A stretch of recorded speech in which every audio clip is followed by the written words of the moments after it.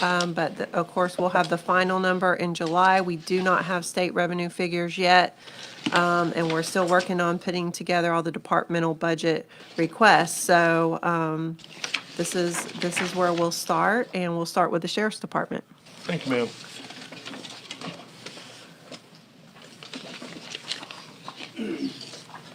You do have a copy of their budget in the packet that was supplied to you, and they just passed out a copy of the budget presentation, for you to have as well. Okay, you have 3 minutes, sir. So it's approved. Did we? Sheriff Steve Whitten for the record. Just want to start out by going over our letter that we presented to the commission regarding our budget. This year for the 21-22 annual budget request, we've asked for the amount of $15,289,000, excuse me. This proposed budget reflects an increase of 6.65 increase from the current budget. This is a basic dollar amount that's required to continue the same level of service that the residents and visitors of Hendry County have come to expect from the Hendry County Sheriff's Office as we strive to keep Hendry County safe and secure to attract families and businesses alike. Included in this proposed budget is a nominal 3% COLA raise for salaries, which comes to $281,972. The Sheriff's Office is experiencing an average of 15 deputies per year attrition. This loss is mostly due to surrounding agencies paying $10,000 to $30,000 more per year for an entry-level deputy and officer. I do want to point out, though, that this attrition rate is really not coming out of what we call the homegrown program, where we hire locals and put them through the academy. We've only lost 2 in the last 4 or 5 years that we've been doing that. So that program is working, but we're just not seeing the amount of deputies or applicants from Hendry County that we'd like to see going forward. That way. So those losses are from hire-ins from other counties that are leaving. The whole table. We also have unfunded mandates that require additional funding. The Florida retirement system rates have increased and reflect an increase of $114,000. Health insurance is estimated to go up 10% or $211,000. Again, this is an estimate and it will be adjusted. I've projected an increase in fuel costs based on what the first 4 months of 2021 have shown, and the conservative estimate is $100,000. Our fleet is aged and costly to operate, with some vehicles approaching 200,000 miles. We have utilized alternative methods to control some of the increases by leasing new vehicles that are turned in yearly. Yes. This improves fuel consumption. We've also started purchasing replacement pursuit vehicles through leasing options that are rated at better cost to operate formulas. Inmate meals have increased again, requiring a request for an additional $18,000 this budget year. Our inmate meal costs are approximately $41,000 per month. We're a very small agency and we will not suffer budget impact larger agencies are now faced with. Other agencies and areas in technology are required and we must keep up. We're proposing a modest increase of $19,000 to upgrade existing components to remain current. I'm requesting a very moderate increase of $7,200 in the rental leases line item to be replaced to replace several extremely high mileage pursuit vehicles. We are still utilizing several pursuit vehicles that are 16 to 17 years old and ranging from 140 to 200,000 miles. These vehicles are some that are responding to emergencies all over the county and overdue for replacement. My budget has not allowed for the proper replacement of high mileage or aged vehicles. This minute increase will allow me to replace the oldest and most worn vehicle through leasing, which is more cost effective than outright purchases. As I repeated yearly, my operating budget does not rise to the level required to operate the Sheriff's Office efficiently. Prices are increasing yearly at a higher rate than what is approved by the VOCC. I renegotiated with every vendor and cut unnecessary costs over the past 13 years to the point that what I've requested in actual increases that we are experiencing. I'm requesting a 5% increase in most operating line items as a bare minimum need. I'm including a comparison with Okeechobee County. As you recall, they experienced some very contentious budget workshops in 2009, 10, and 11. Several current Hendry County commissioners expressed their gratitude to me that we were able to work well with the BOCC, understanding the fiscal constraints we were experiencing. You will see that Okeechobee County Sheriff's Office budget has outpaced us, as has their county budget. For the past 3 years, they have left their millage rate at 8 mills. They are in the process of adding $12,600,000, 212-bed jail expansion, which is sorely needed in Hendry County. I want to thank you for taking the time to peruse my proposed budget and the trust you have placed in me and the men and women of the Sheriff's Office to provide the best public safety possible for the residents and visitors of Hendry County. Thank you. I want to just go over a little PowerPoint here, which is a comparison with Okeechobee County Sheriff's Office. I can get mine up here. Is everyone safe? Is everyone safe? Is everyone safe? Okay, I gotta go.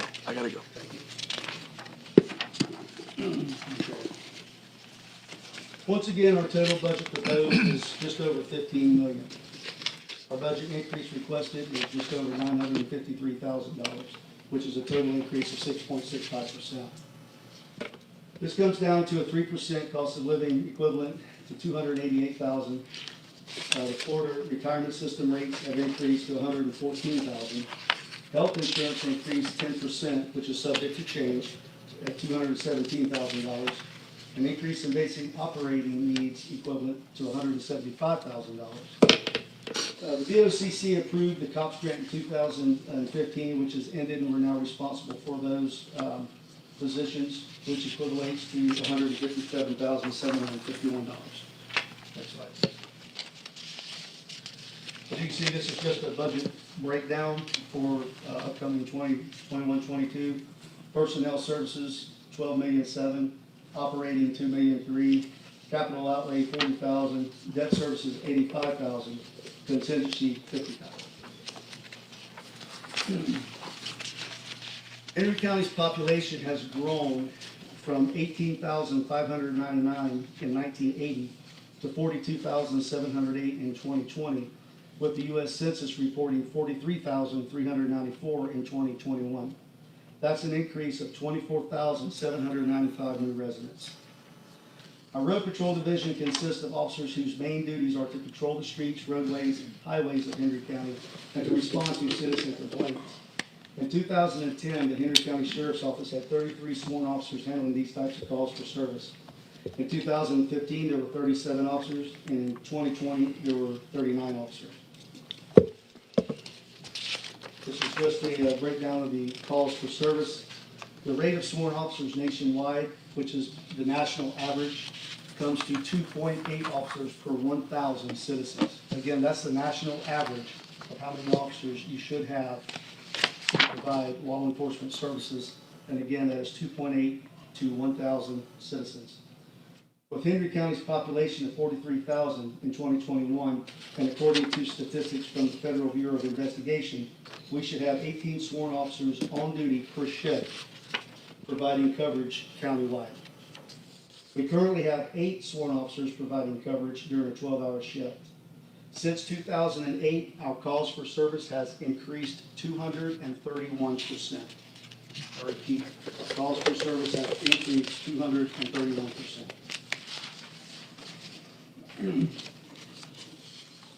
In my initial request submitted on June 1st, 2021, I asked for $15,289,000, which reflects a 6.65 increase from the current budget. Included in this proposed budget is a nominal 3% COLA for salaries, with surrounding counties offering $10,000 or more for an entry-level officer. We just can't keep up. We're currently at a 5.1% loss in sworn officers whose only reason for leaving was for money. We need longevity. We have to have it. Costs keep going up and up and up. Our communications cost has increased 499%. Our fuel has increased 28.17%. Our inmate meals have gone up another 5.38%. With all that, and the deputy shortage, where we stand, there's other costs that are not budgeted that hit us every year that really hurt us financially. And some of those events are things like protests that happen, we have to deal with. The Swamp Cabbage Festival parades, the Brown Sugar Festival, the Black Heritage Festivals, Martin Luther King Day, Juneteenth, Independence Day, and Christmas parades. Those all come out of our budget, okay? And it hurts us every year. When comparing Okeechobee County to Hendry County, Okeechobee is made up of 892 square miles. Hendry County is 1,190 square miles. Okeechobee's population is 42,168. Our population was 42,022, and that was from 2019. Okeechobee County Sheriff's 2021 budget is $18,638,000. The Henry County Sheriff's Office budget is $14,029,000. Okeechobee has a police department, which their budget is just over $3 million. Plus, it has a police department, which is almost $2 million. Okeechobee County's overall budget is $102 million, and Henry County's overall budget is $70 million. Again, the FBI's national average for county law enforcement is 2.8 officers per 1,000 population. You see, we are way under that.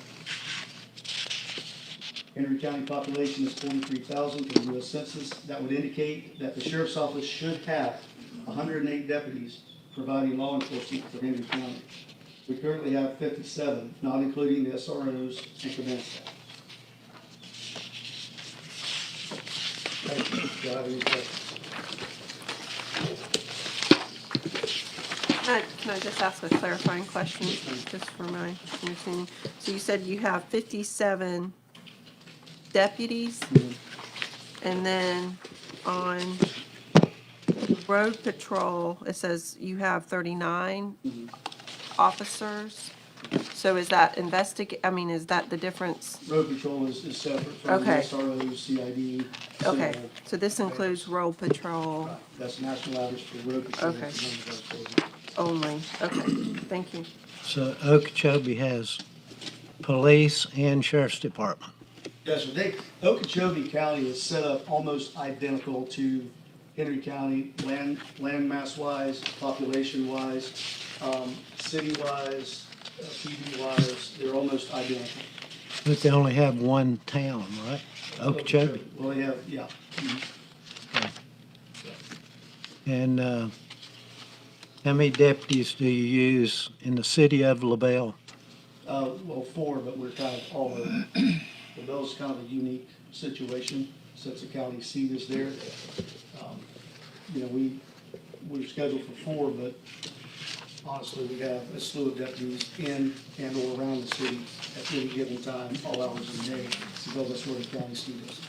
So this increase, is that including what you're gonna ask for extra in the city of LaBelle? We're not asking for bodies this time, Commissioner. Basically, if you look at our proposed budget, the majority of it, other than the COLA, is all pretty much mandated increases.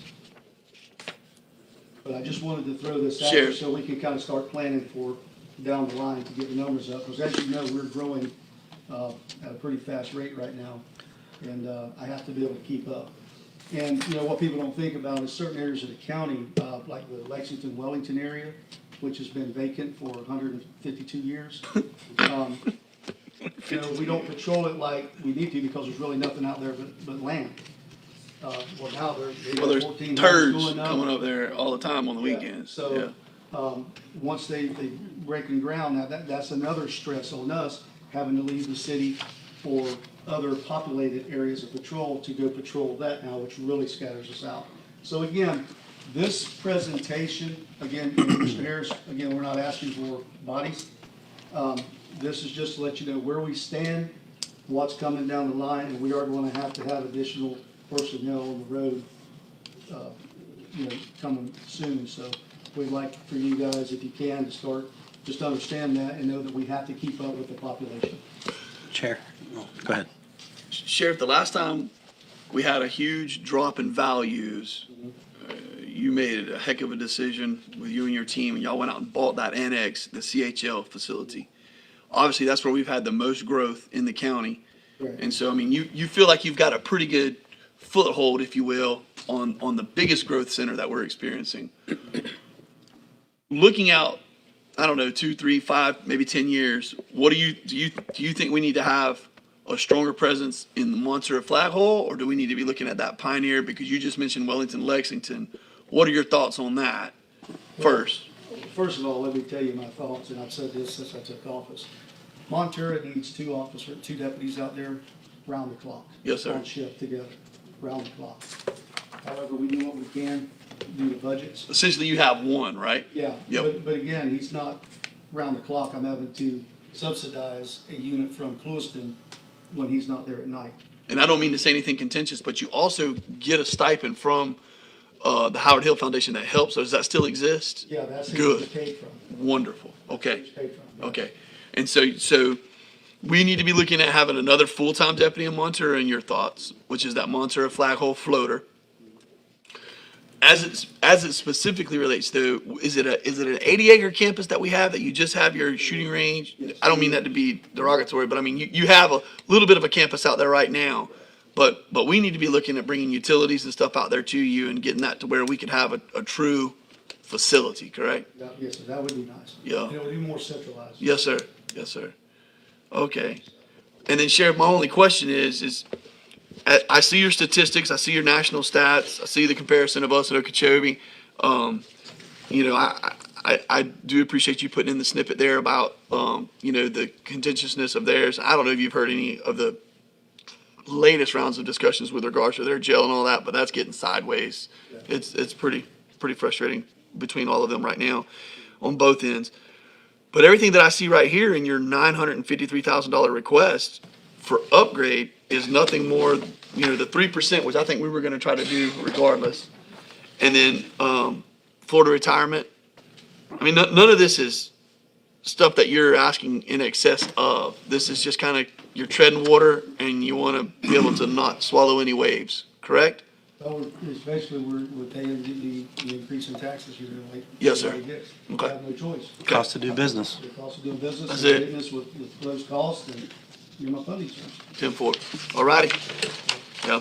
Well, thank you for the presentation. Sheriff, I noticed that you had on non-budgeted events, events that are annual. Is there any reason why they're not budgeted? That's a good question, Commissioner. I question. want to ask that as well. And then the question is, should you be paying for it? Well, I'm sorry, I left that out. Thank you, Commissioner Iglesias. Is, you know, for example, I don't see Henry County Fair and Livestock Show in here, right? I don't know if they contract y'all or if they pay or what, how that works. The livestock do, they pay. And I'm sure you give them a bang up deal. And again, what I have on here is not the, you'll notice the Swamp Cabbage Festival pays us, but not for the parade. We have to block every intersection. You know, same with the Black Heritage Festivals and all that. I mean, if they pay for a detail, it's for a couple officers at night. It doesn't cover everything else that stresses us, that we're having to pay for with overtime and whatnot. But we're getting a lot more festivals and functions go on that everybody's looking to the sheriff to cover. You know, and I'm a community guy. I wanna do it, but it's getting to a point now where we just don't have the money to do it. So it's either gotta, you know, we've either gotta cover it, or the board's gotta cover it, or they have to pay. But it's one of those things where, you know, like the Christmas parade, believe it or not, it's a very small parade. I mean, I can throw a rock as long as it is, but it still takes a couple officers out there blocking 80 for an hour or two while they get set up, and, you know, that's cost. Little things like that add up quick. No, and Sheriff, I mean, it's not a little thing. It's pretty substantial. I mean, you know, one of my biggest critiques of the Sugar Festival forever has, you know, oh, it's a free festival. It's a free festival. And I've always said is, put up an orange construction fence and just charge $1 for parking. You Yeah. do something. But let's try to receive something. Everybody, oh, you're a county commissioner. You need to keep your nose out of the city of Clewiston's Sugar Festival. Okay, that's fine. But I can guarantee you have costs that are incurred, probably not to the level that the City of Clueston Police Department does on that day, but you still have an effect on your budget because of the volume of people that come in and the effect that that has on our bottom line. So, you know, you have those all listed in there, and I just think it's something that we really ought to, I don't know how we make that fair and equitable, but it is something that we ought to look at too. Because if the fair's having to pay and any other entity has to pay, I don't see why they can't pony up something, so that's my thoughts on that. But again, the whole gist of the PowerPoint was just to let you know that we are going to have to keep up with growth. Yes, sir. This year. It's coming, and we are very, very strained. Again, when you look at calls for service and the percentage of it's going up, since 2009, it's pretty incredible. So you work with the city in Clueston on the Sugar Fest, Yeah, we provide them help. so why can't they do that? It's manpower, they don't have it. Enough. Well, couldn't they give funding towards you, and City of LaBelle give funding for swamp cabbage? Yeah, sure. That's what I mean. They Come up need with to, money they next need to time. all pitch in. Absolutely. Absolutely. What'd you say your food increase was? 5%, The 5.1%, 5. 9. Do you do the cooking, or do you, It's because of COVID, You the don't- cost you don't of wanna eat food, my cooking. I know it don't. food costs have gone up quite a bit. Have you ever tried to bid it out? Do what? Have you tried to bid it out? Bid your, Yeah, we've had proposals come in, and Trinity is by far the cheapest that. we they're could the ever find. cheapest? Okay. Absolutely. I remember one year you all, our inmate medical in the last 60 days went from like $250,000 to almost 600,000 just because of a couple incidents, and those are just fluctuations that we can't budget that in there. I remember y'all had to make an amendment for that one year. And then Sheriff, another question I wanted to ask was, I don't know if this is a contentious subject or not. I haven't heard any updates, but how is it looking with us with the combination of Hendry, Glades, Okeechobee? Is that all dead? How's that? No, it's still in the talks, but everything that I can see on it, it's going to be very costly. Okay. I believe it's going to cost y'all $9 million out of the gate. We're only spending, what, $3 million now for our jail. So, if you're going to spend money like that just for a couple million, you can add a whole nother pod to ours, and we'll be fine for many years to come. Yes, sir. It's a very costly venture, Yes, sir. Yes, sir. financially and logistically. So, but it's not dead. We're still discussing it. So, Sheriff, would that be 9 million to Hendry and 9 million to Okeechobee? I mean, are we buying down that much? So it's not Okeechobee at all, it's just Just Glades Glades. and Hendry. The proposal is Glades Just and Glades and Hendry Hendry. I got you. with the remaining ICE folks that they have and some marshals. But if I may, just real quick, just to give the board an update, we've met, the sheriff's office and myself and Glades County staff has met. And we've met a few times, and the last time they were gonna go back and sharpen their pencils a little bit on the personnel costs, because the personnel costs alone, without anything else, is $6.5 million. And like the sheriff just said, we pay 3-something for the total operation right now. So those numbers don't make sense for us. And I mean, we've told them that, but we're not, the discussions are not over. We're saying, that's just, A little too much. yeah, so I mean, that, we can't just out of the gate pay a few $1 million a year for what we're paying now.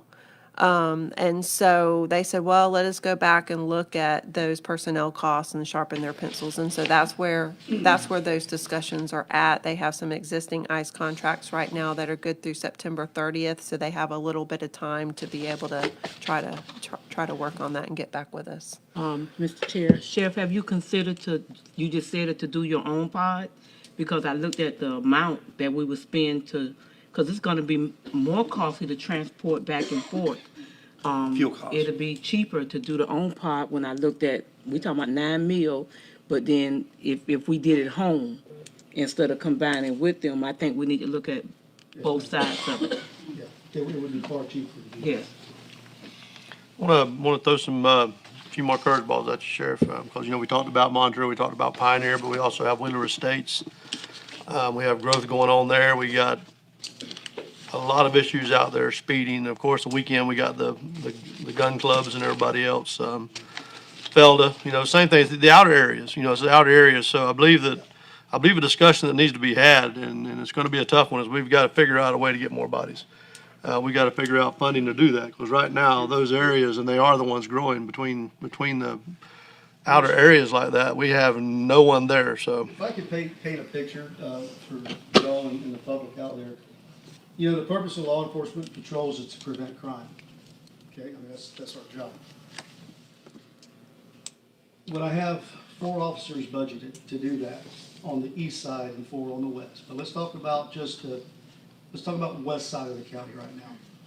You have a huge not a huge population, but you have a big community in Felden that needs an officer there 24 hours a day, which means 4 shifts, 2 day shifts, 2 night shifts, because they gotta go home and have, all that.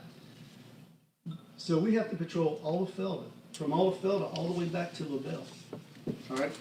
All the way out to Pioneer, the city of LaBelle, the south side of 80, the north side of 80 LaBelle. Then you go over the bridge to North LaBelle.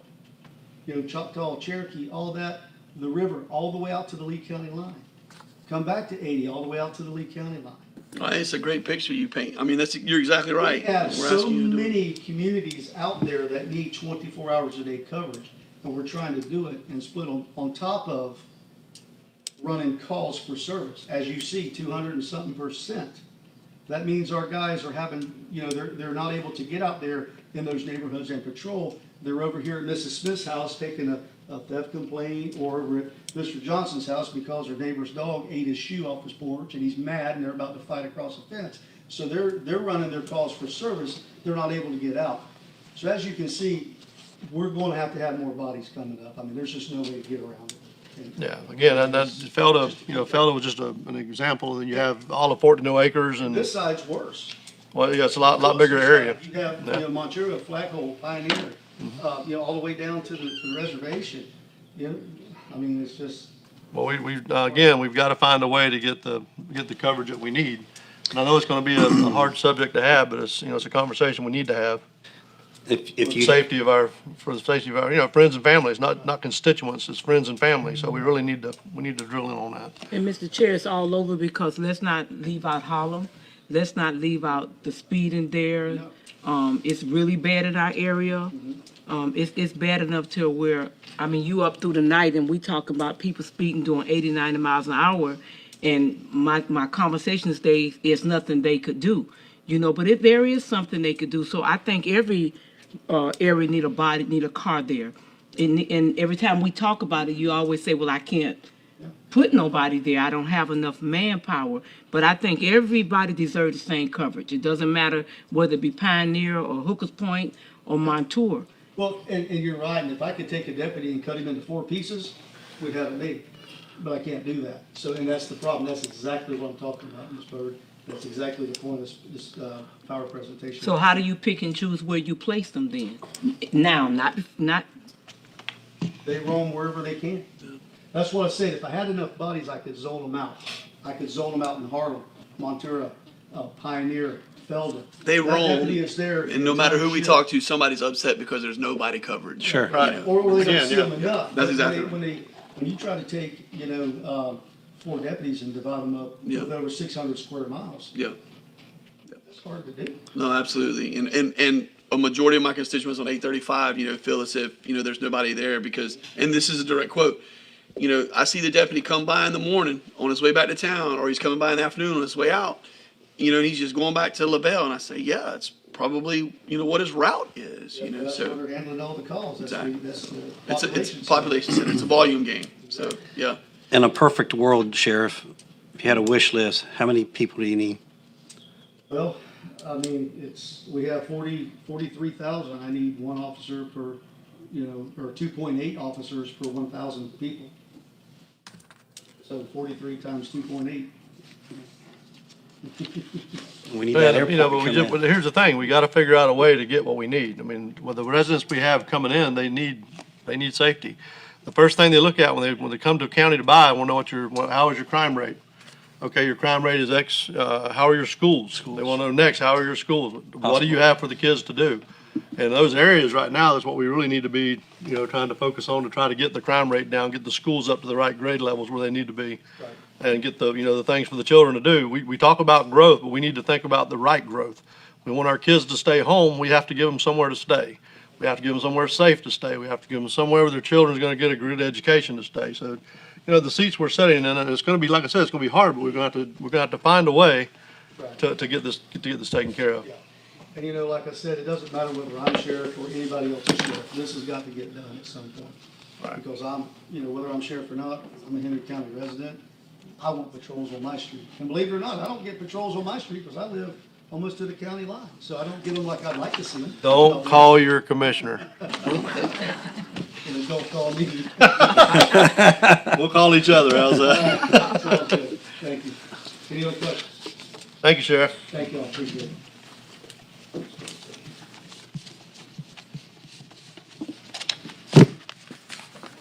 All right. Next on the agenda is the clerk.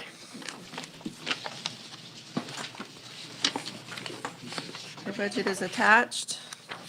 The sheet here with the yellow on the bottom. Welcome, clerk. Oh, that's not it, Yes, is it? No. sheriff. Isn't it? Yeah, it's the sheriff. It's the next one. Gray. Gotcha. Okay, sorry.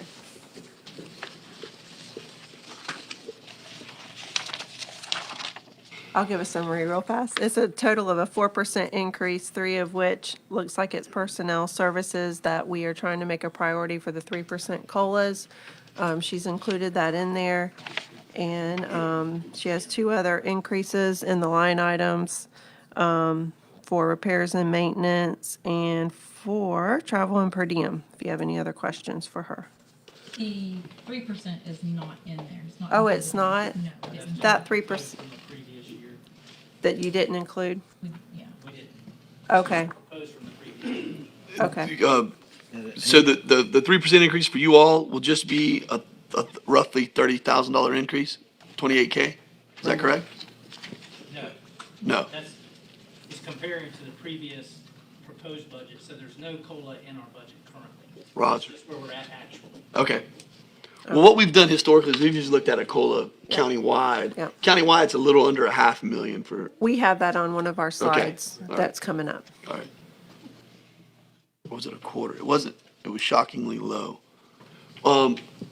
Ms. Barno, how many employees do you have that are making under $15 an hour?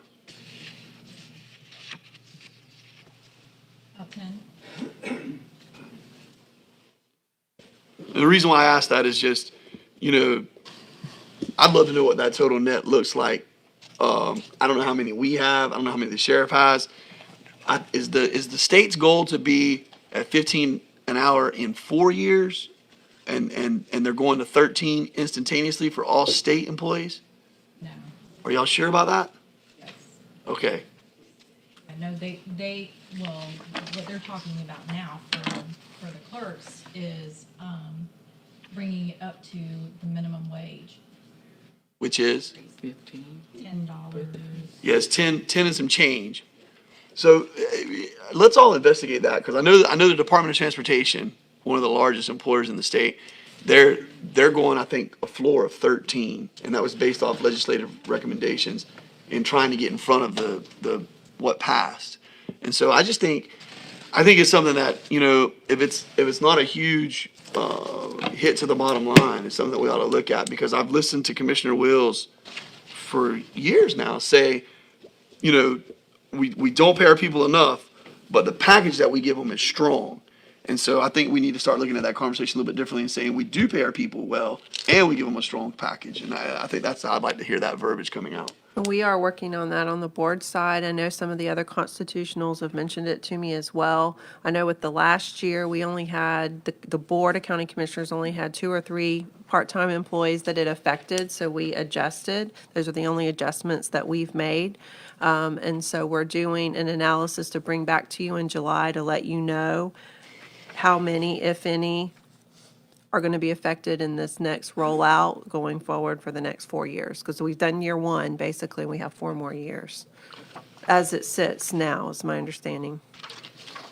And so we can include the constitutionals in that, if we can get that. You can do your own information, just in summary, if you would like, number of positions and dollar figures, and we can bring that back in July with our figures to the board. Bring them up to 15? What that would look like over, to phase it, what we were going to do is phase it over the next 4 years, because it's a dollar increase a year over the next 4 years, and what that would look like each year.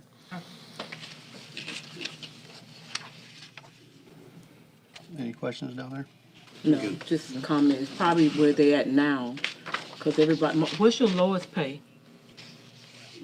Around 12? Okay, so it won't be, have it done less than 4 years.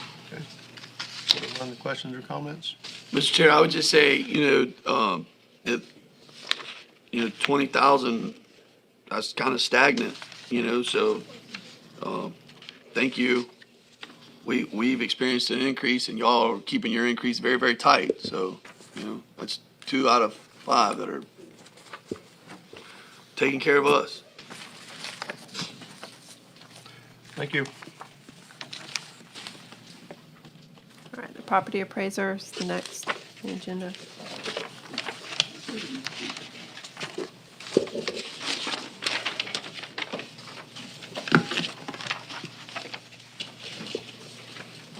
Ian. Ian.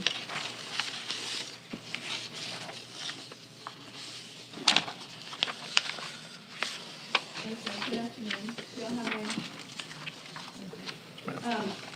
I wanted to start with saying, how excited I am to see, a lot of what Steve was talking about, Sheriff Wood was talking about, is the growth. Because, well, the population's growing, that means houses are multiplying. So, that being said, it's very exciting to see where we are, and in talking to realtors, both locally, and just maybe on the south side of Florida, regionally talking to title companies, insurance companies. The anticipation of this market coming to a crash anytime soon is just not visible right now. So that's a good sign. We're not going to be slammed with a market crash within the next year. And even projecting forward, I know I've given you the June estimates for this year, but looking from January to current, the sales are increasing still. So the whole story of the pandemic and the crash and the shut everybody down, not us. So I'm very thankful for that, and I'm very excited to be a part of that. All that being said, with my budget, I submitted a letter, and I wanted to just kind of touch on that letter with you real quick. I was looking through the changes that I'm asking for. This letter is a very important part of those changes. And it's not something that I, just randomly did. It's something that I've really thought about, prayed about, worked towards, looked at, and it's been something I've really been considering. But we're in the need of a mapper. We have one mapper, and we've been working with one photographer, if they want to call it that, but we like to call him a mapper, it's easier. Really for quite some time. And the need, as you look at the growth, you look at the new plats, the new subdivisions, you look at splits and mergers and sales and everything that comes through goes through him. So he is working literally 7 to 5, 5:30, sometimes on the weekends, just trying to stay afloat. So the need, as the volume has continued to increase, the need for an additional position, not a position, an additional mapper has really come to fruition at this point.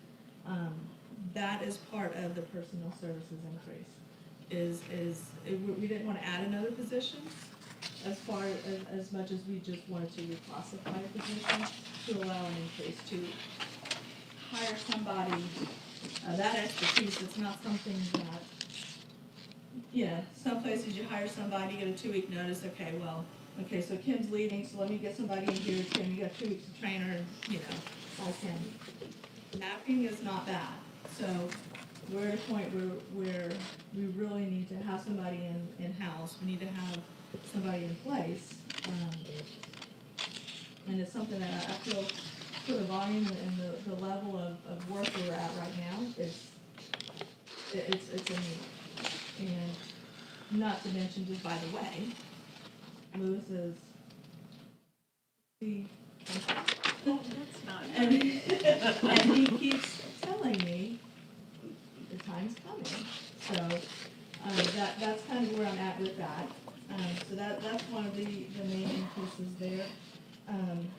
Dana, Yes, are you gonna split that with the tax collector and the clerk? Is it No. gonna be a 3-way deal? what's that, the mapper? Yeah.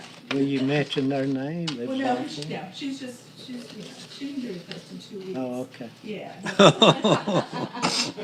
Or not.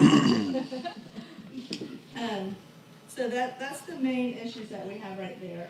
Also, some of the minor, is the certification, because we do certify our appraisers. They are state certified through IAAO, it's through SNAP certification. And that is an educational thing that is very important for what we do. Our level of knowledge, we're not just pushing papers and measuring walls. There's a lot that goes into property appraising, and it takes a special gifted person to be able to do what we do. Part of that also includes the FICO requirement that was state mandated. So that was that. The second thing I'd like to talk about is the need for aerial photography. That is something that is becoming more and more necessary. Every county that you look at, or other counties' websites that you look at, they have current aerials. And with the way, thank God we had aerials last year during the pandemic, because we were locked down and we couldn't do door-to-door appraisals like we normally do. A lot of people didn't want us on the properties. We had to just basically do things from the street. Without aerials, you can't see what's going on behind the houses. And aerials is something that I honestly cannot think of, and if you know one, help me out, but I cannot think of one agency in Hendry County that at some point in time does not go to our aerials to look at something.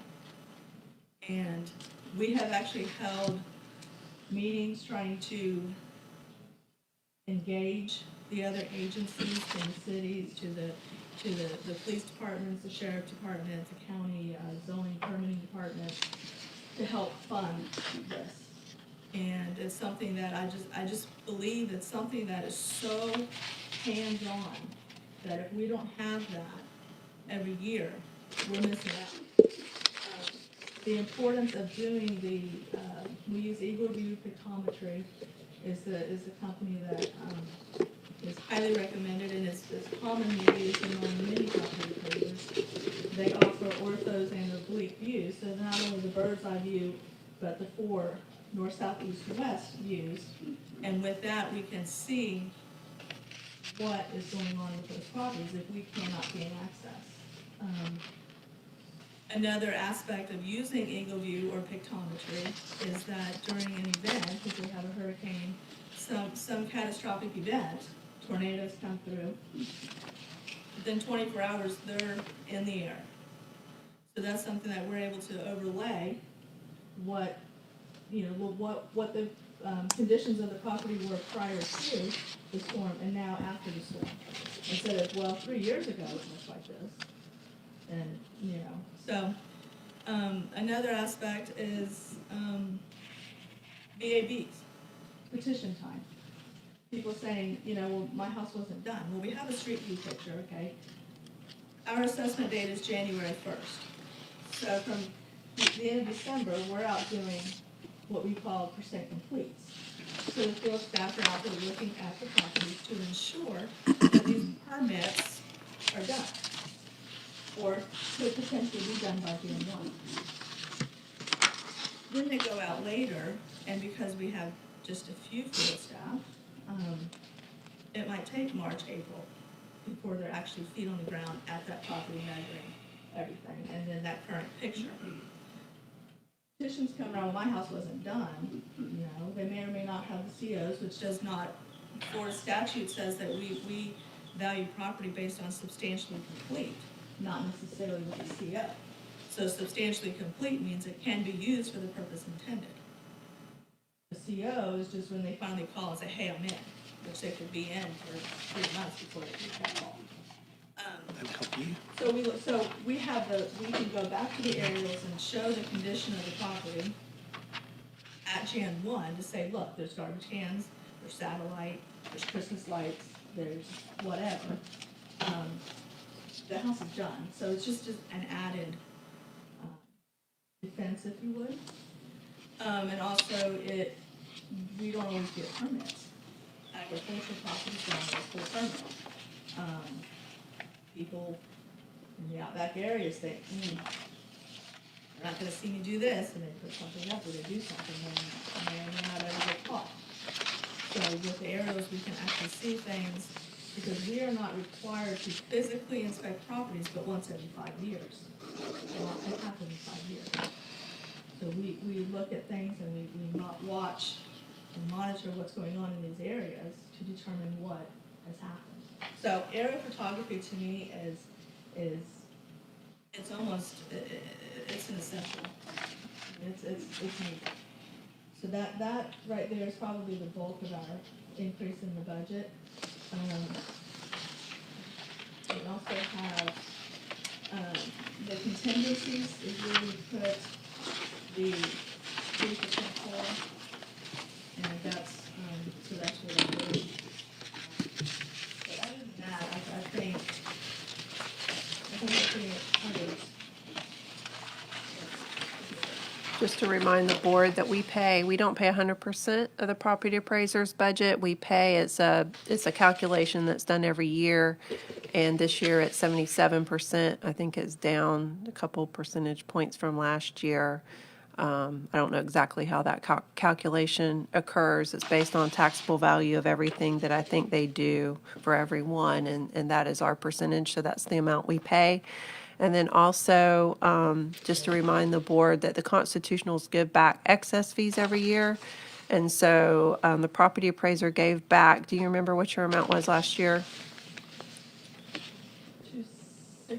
260? $216,000, and that's pretty Thank you. steady. That's pretty consistent to be around $200,000 a year that they give back every year. So just What about- for information, What about the clerk? the clerk gives back. Yeah, the one that can be trained in 2 weeks. How much did you give back, Ms. Baranow? Just kidding. 150. Or 50? 150? You got 50 more to go.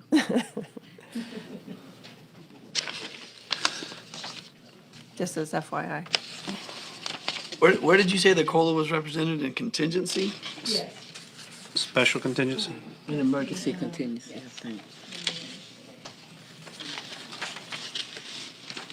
Any special contingent. Line item 93. Yes. Okay. Ms. Piven, how does like a Liberty County or a Glades County, what do they do with their aerials? How do they, the smaller counties, how do they do it? There is the state does fly for small counties over 75,000, Uh-huh. once every 3 years. And we use those once every 3 years. And I don't know I'm not sure who they go with. I know that we had pictometry back in 07 and 08, and it's just something that with our camera system, pictometry is partners with our camera system, so for them to integrate the areas, it's a much easier process. Is pictometry who the state uses, is that what you're saying? No, the state uses a company, I think it's the sheriff, I'm not sure who they are. And it's a gift, so you try not to complain. But our purpose, the beauty of using pictometry, Eagle View, is we get what they call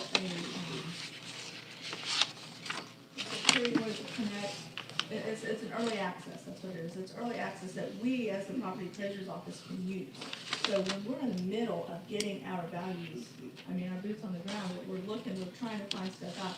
We have easy access. We have that early access to review everything right away. With the state, we normally get there sometime around May. It's over. We're done. Deadline's there, you know. So that's why using a more professional, it is a little more pricey, but it is by far a much better product.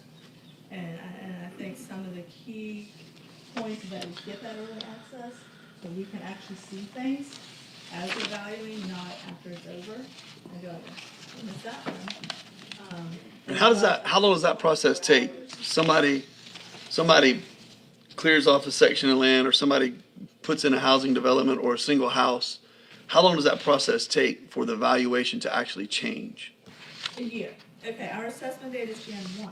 So if they break ground, in say March, if it's not done by January, then no harm, no foul, we can't do anything with it. But our assessment date is as of Jan 1. So it's whatever the condition of that property is as of Jan 1. Not just physically, but also within ownership and that aspect of it. So it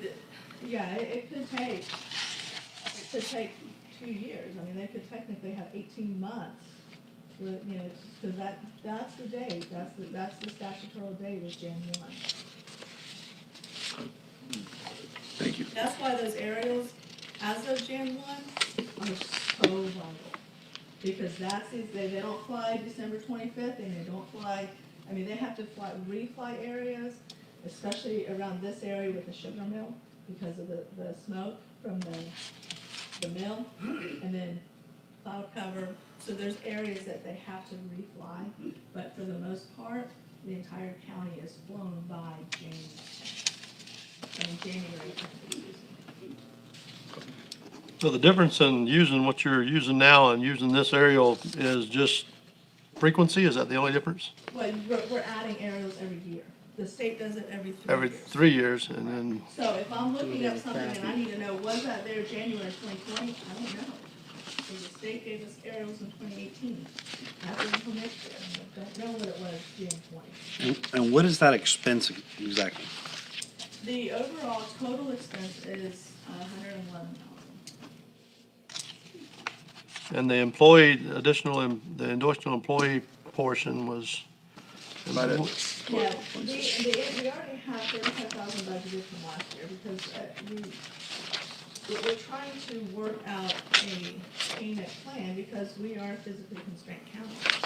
And we are trying to work out a payment plan where we can pay for these over time. But the problem we ran into is that we're due for flights next year. And if we don't have it budgeted to pay for those flights, we can't get them. So we need flights this year and next year, and then we get the state. So we have a breathing year, if you will. Every 3 years, Right. we wouldn't have that expense. Well, right, unless there's a possibility of perhaps maybe dividing up the 2 years of flights over a 3-year period is an option. so the 111,000, that's reoccurring every year? Well, that's every 2 years. 111,000 state. 100, let's just say 15 is easier. 115 state. And the employee again was what, Ms. Pittman? I'm sorry? The employee again was what? line item 9325,000. The employee increase Yes, is 15,000. That will be line 12 okay. on schedule 1A. But you're adding to an existing open I'm position. adding to an open position, I'm classifying a position instead of adding a new position. Right. Okay, I guess the ones I'm looking at then are the operating and the non-operating. 41% increase and a 65% increase. Right, and if you look at it, it's an $82,000 and then a $19,000.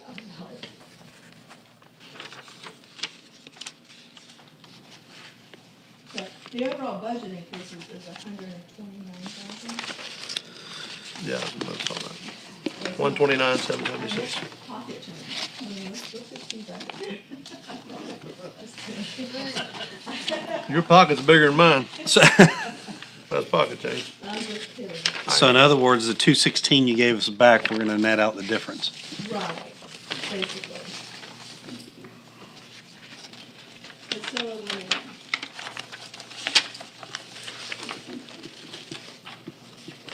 Any discussion or comments from the board?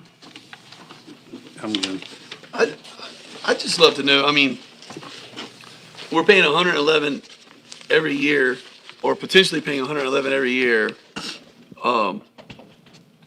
Obviously, there's a corollary back to what our role increases and how that affects our bottom line. So I'd just love to see that, what values went up, so on and so forth, how that plays.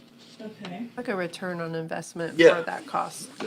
Well, and it's hard to say all of it, is based on aerials. I will say, and I cannot deny that the aerials have been very useful in, let's just say, for an example, the FP&L. When the solar, because they have. Which one? The one over on. 833? On 833. When they developed that solar plant, they have, there's a statutory that talks about, for the tangible property, personal property, and it's work in progress. And they are using the fact that they're trying to develop this and it's not completely done, they're not complete with the testing. But when you look at the January aerials, there is not one construction thing there. It was done. It was 100% done. And then when we go into their testing sites where they have to report everything, we see that they were testing and everything, you can't test something if it's not connected. Well, how does an aerial, So an aerial photograph is support to us to show, no, this project is done. They're not, all the panels are on, everything's in place. There's nothing left to they do. said they If you look at that aerial, January 2020, and Mm-hmm. you go back in there, you have a helicopter fly over it in June of 2020, it is the same thing. They get you for a year? I'm sorry? They get you for 1 year? They tried, and we put our heels on the ground and we said, no, this is done. And we had enough support to say, no, you're going on the roll. So Even on the tax. even in that, I mean, that's, what, 16 million in value? In one account.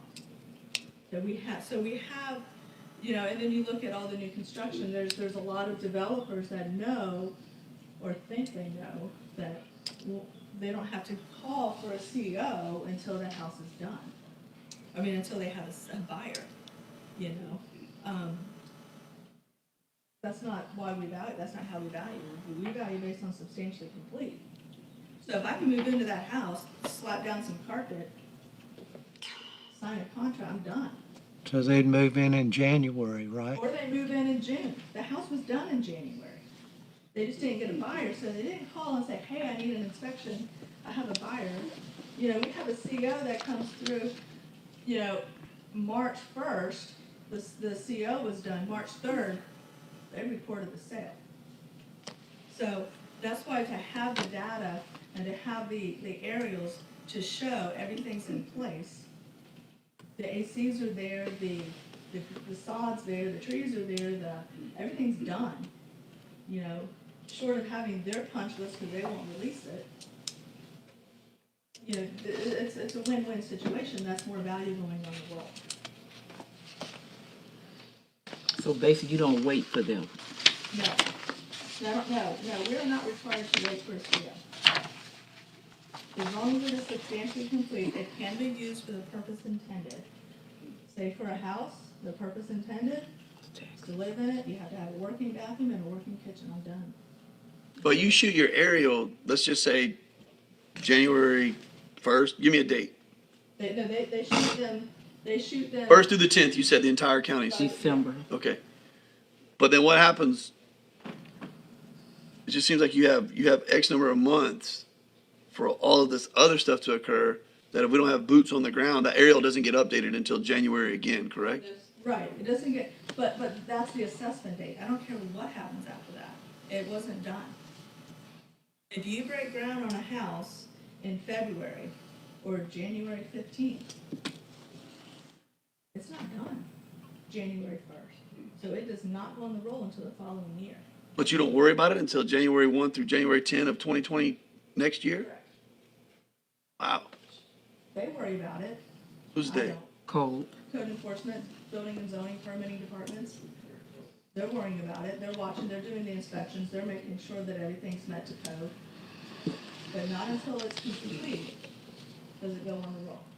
Or substantially complete? Right, and that date is January 1st. If a fire happens January 10th, Jan 1, condition of the house, sorry, that's a big loss. Statute says That's how you do all that. January 1st. What's that? I don't see how you do all that in that time frame. It just seems like it would be a collective process throughout the year. Well, that's why we do the percent completes, we do the field inspections, we do, we do go through, E-track it. Track it, and we look for COs, so we know we don't have to physically inspect those, they already have the COs. And then anything that has not been physically inspected, I mean, we go out on properties all year long, yes, and we might pick it up on paper, but it doesn't hit the tax roll until the following year. So we're not just sitting around. We have percent completes, we have 5-year reviews that we go out, which is mostly what we do during the summer. So if you guys see us out and about in the summers, we're doing what we call the 5-year reviews. At some point in time, you might have enclosed a porch, added a screen enclosure, added a pool without a permit. So we go out, we have to physically inspect, so we do that during the years. But as far as anything that's new construction, that's not done as of Jan 1, does not go on that roll until the following year. That's why we do all of our percent completes in December. We have the aerial photographs in January, and then from January till, we're usually done by end of March with all the permits that are considered 100% done. Any more? Thank you, ma'am. The supervisor?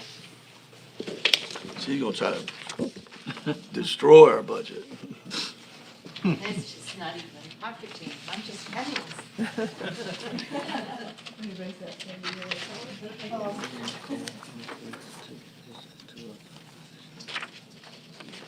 Good afternoon. Brenda Hoots, Supervisor of Elections for the record. As you see, my budget this year is focused highly on salaries. I asked for a COLA increase for 2 positions and 2 other positions that I have that make less than $12 an hour. One is 11.01 and the other is under 11. That I'm trying to increase up to 11. I lost an employee to another county office that could hire them in level, making more than I could pay them after they've been employed in my office for 9 years. Mr. Chair, Yes, sir. I mean, obviously it's up to us as a board, but, it's 2021.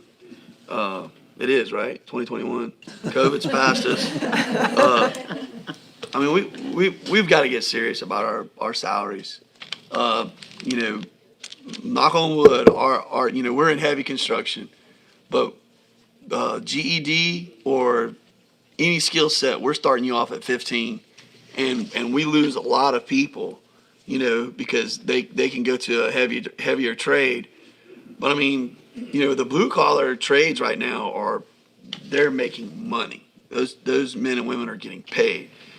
I just think that you know, we need to look at that as a countywide thing, a countywide policy, and give you all the tools in your toolbox. We talked about everybody up to 12 last year, but Yeah. that didn't come about. Yeah.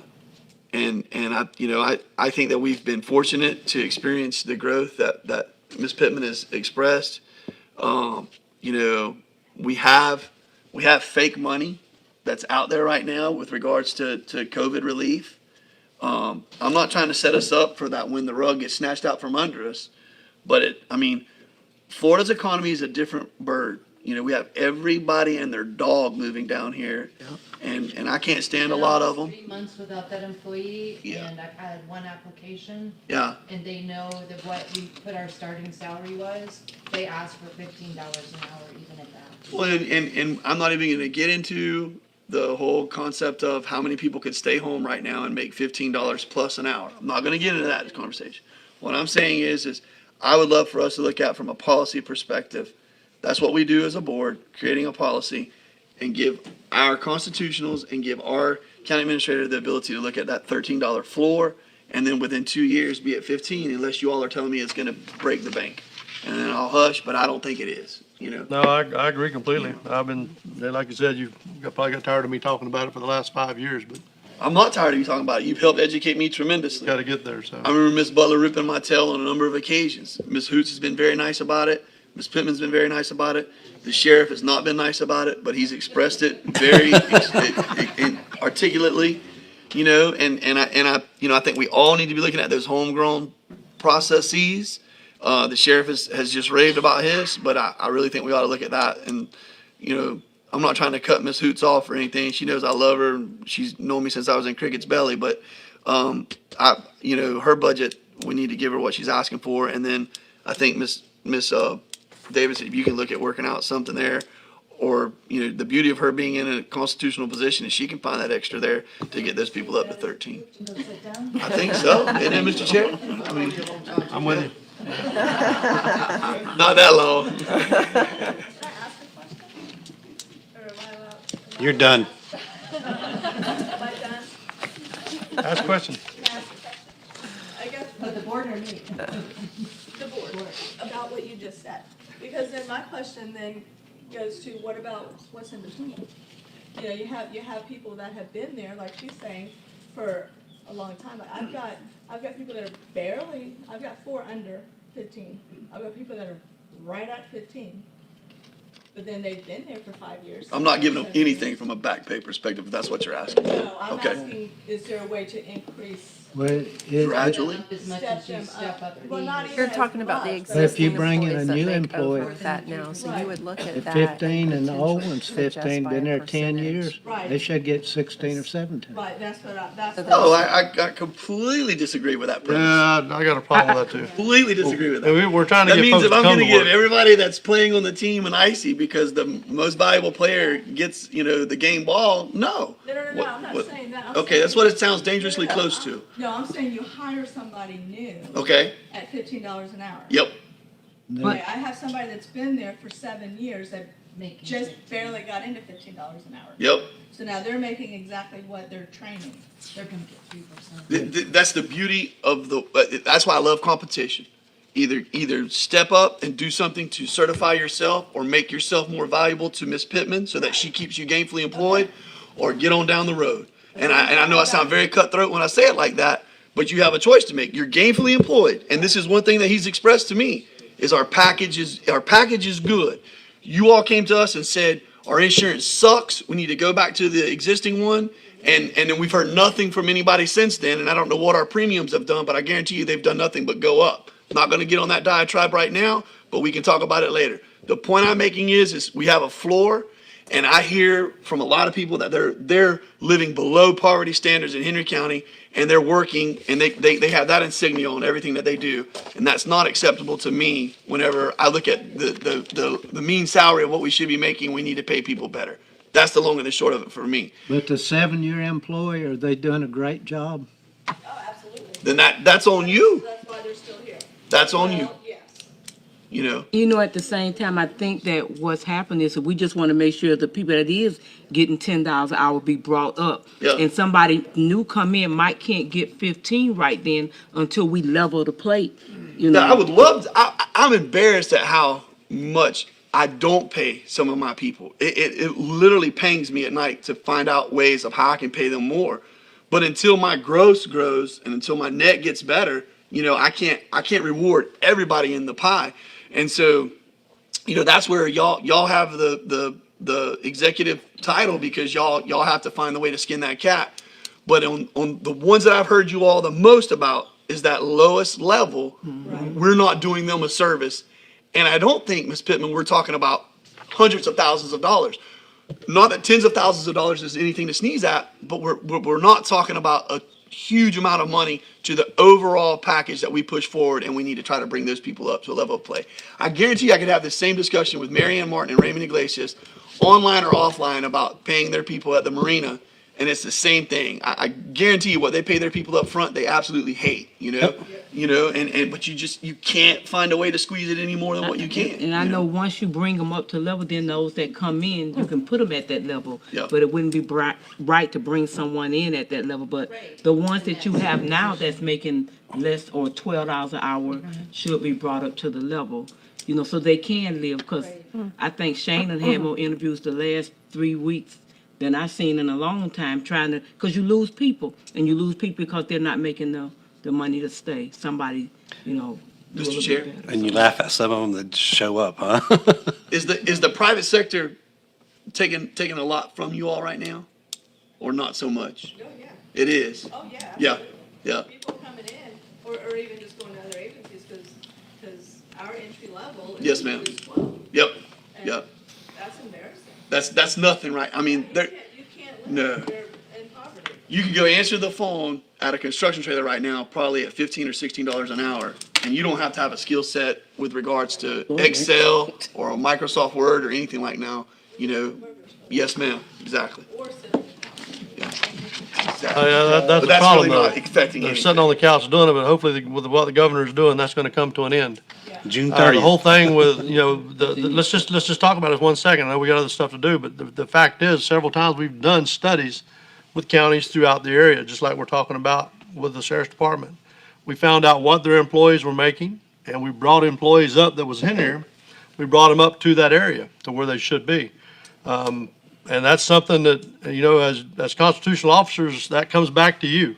Have you looked at it? Have you brought your employees up? Because the board did. We did that. We did that with facilities. We did that with everyone involved. We had a couple guys that are directors that was making less than equipment operators in other counties. They didn't have to worry about it. They could walk over and sit on a loader and make more money and not have to worry about all the headaches. Been there, done that. Worked there 28 years. So this is a conversation I don't have a problem having. But when I would bring people in, I would bring them in at the highest level I could in order for them to make a living. When the guys would come to me and say, hey, they're only making 30 cents less than me an hour. Yeah. When you started, what did you start at? Well, $6. What did gas cost back then? So, you know, it does go up. But the fact is, we got to bring these employees in the highest we can, To keep or we're going to continue to lose them. It's just the way it is. I had too many people sitting in front of me for an interview and tell me, I don't want this job, but I have to have this interview in order to get my unemployment. I said, hire them. Said it more than one time. Hire them. We don't want the job. Too bad. You got the job. Now go tell your officer that you got the job. So it is hard. So anyhow, Anyway, ran over. Brenda, the Constitution, so every office pays a different salary, is that correct? Every office, Yeah, her office, yours, and hers. I mean, every position pays a different. Different skill Yeah, sets. but you said one left your office and made more money in another office. That's happened for years. It's not the I mean, same it's one job, thing it's to lose them different. to the private sector, but when I can't even compete with other government offices. Well, that's what I thought. Entry level, after they've been there some time with us, Yeah, but because of the economy and the 3%, that's where we've been. and then you gotta spend the money training them again. Yeah, Well, talk to your safety officials. How many paramedics we've lost over the years because they train here, they get their accreditation, they go to Lee and Collier. We can't compete with Lee and Collier. competing with another county. We can't. I'm competing with my home county. We can't. Within Lee and Collier, and that's the same thing. We have EMTs, paramedics, and for years that's happened. So it's just what it is. So. One last thing. So I just read a little while ago, Clemson Police Department is hiring. I think the position pays $17.87 an hour. Is that right, Randy? It's roughly that amount. Think about that. How scary is that? Yeah, for a man or a woman to put their life on the line every day. Yeah. Yeah. It's around And- 38 a year. We got another section, but one last question. Did you give us any money back last year? I did. What was that number? Because I didn't hear that. I don't know the exact number, I think it was either 43,000 or 34,000. I've given about approximately that amount. I'm gonna give you the benefit of the doubt. I'm gonna say 34 grand. But when you look at my budget in total, that was a large number. So you need to give at least 50. See, I could have paid that new person, I could have. Well, you gotta think ahead. Well, like I said, we discussed it last year, but we didn't quite get there. Okay. Thank you, Ms. Hoots.